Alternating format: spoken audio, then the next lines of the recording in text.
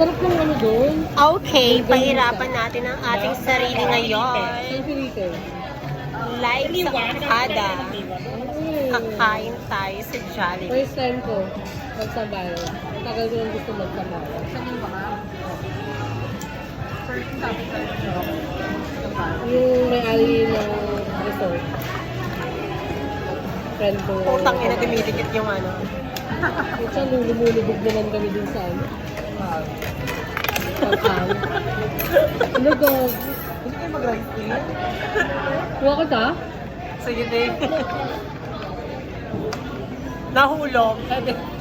May bisita, shoota. Bakla. Sabi ko na gaganunin ko na nga lang, di ba? Ilagay mo dito sa akin. Kaya natin yan, panindigan natin yan. Sa atin, no? Ano ba? Ano ko na? Wag. And Kaya ko yan. Ah, naka-video ka? Yes. O, di ba, nagawa natin ang paraan.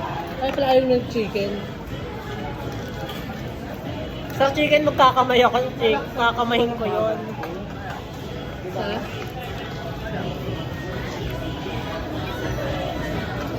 Or baka meron hindi lang natin na may rice. Kasi ano, tago yun. Bida ang sarap.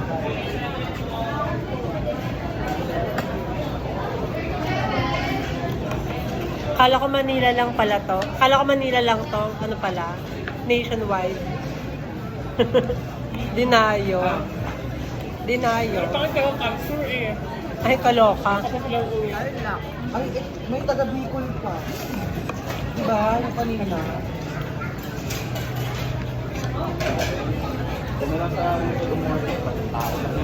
Ibig sabihin, Nakakahiya sa lugar namin, no?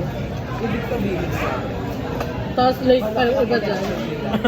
malaki ako na. Ay, nagpakalinik ako, no? Malaki talaga. Tsaka yung ano, blue sky.